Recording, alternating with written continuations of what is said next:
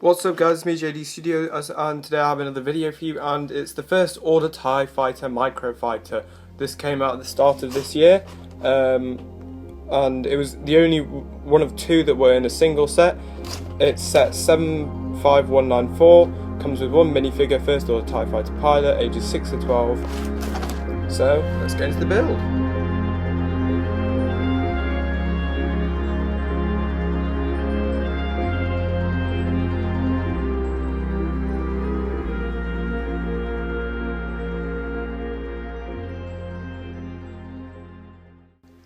So starting off, we have the minifigure here. This is the first order TIE Fighter pilot. This set minifigure first came out back in 2015 when we got the first order TIE Fighter, which I have to say is probably one of my favourite sets to date, and this minifigure still holds up 3 years later, which is quite impressive.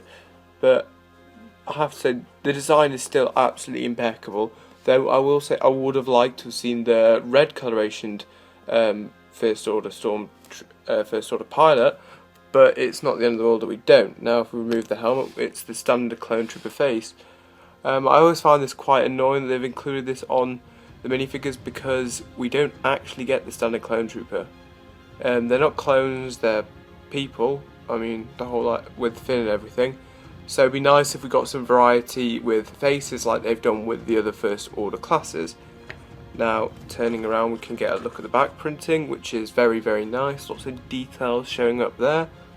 Then if we pop the helmet back on, we can get a very good look at the back of the helmet and the sides, and the tube, which I really like the fact that they've got the tube, and I hope potentially in the future LEGO might do this for the TIE Fighter pilot from the Empire, and maybe even the Republic gunship pilots, if they ever decide to release a gunship again.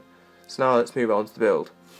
Taking a look at the build, I have to say, I love it. I really do. It's a very nice, scaled down version of the standard First Order Special Forces TIE Fighter, and it looks very nice for a Microfighter.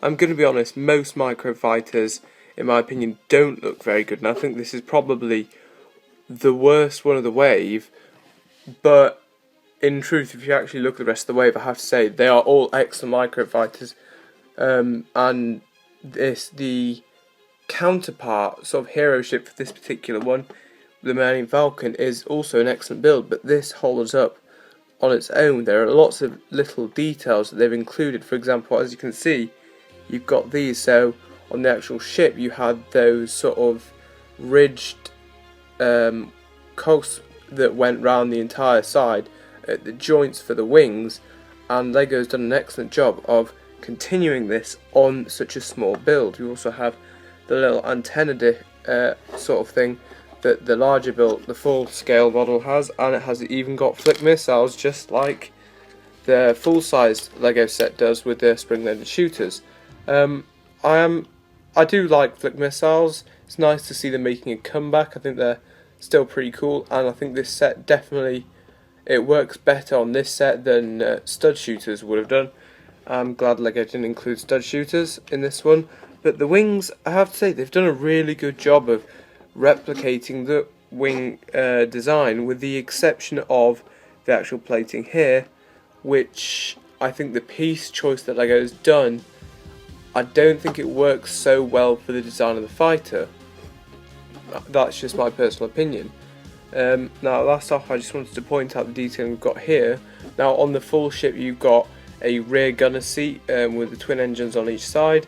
And I absolutely love the fact that LEGO's gone in and added that little red sliver with those two bits, which does an amazing job of actually recreating the design for the actual ship. And if you look on the full set, you will see that on the back it just has a red slit where the rear pilot can see through, and LEGO's done an amazing job to just bring this back. So just last but not least, the actual seating. Now it's very standard. If you take a look inside, it really is just a 2 stud plate with a smooth bit. I do like this piece, and I think it's very good for this design, because it means that the minifigure can just come off very easily without the legs getting stuck, which is very common when you've got 4 studs on top of each other, the minifigure's legs will stick, and it can be quite a pain to get them out. My only regret is that they didn't put this on the full size TIE Fighter. I'd have much preferred to see that included than the just completely smooth bit that we got on the full set. Now let's move on to the final thoughts. So, final thoughts. What are my thoughts on the overall set? As things go, this is an excellent set. I love it. It's a Microfighter. Lego's done a very good job on a Microfighter. It is disappointing that we don't have a more exclusive figure like the red printed First Order Special Forces pilot for the set, because one of the things that makes Microfighter so great is the exclusive and unique minifigures that are included with each set. And I do think that Lego sort of dropped the ball on this one, where they didn't rehash a harder to get minifigure. Now, I'm not going to sit here and say this minifigure isn't hard to come by, because it very much is. It only came in the TIE Fighter, but for someone like me who got the TIE Fighter twice, I have 4 of these guys, and I got Kylo Ren's TIE Fighter, so I've got 5. I'd just much rather get a second red one than just the plain black one, but it's a minor gripe. Still an excellent minifigure. And the build is very sturdy. Unfortunately, you are not going to get your 10p per piece or 10 cents per piece ratio on this set. That's just a reality of inflation and tax, but it's still a sturdy, solid build, fair price, I would say, as things go. So yeah, I hope you enjoyed this review. Please leave a like if you did. Comments are always welcome. And subscribe for more content like this, and I will see you guys next time.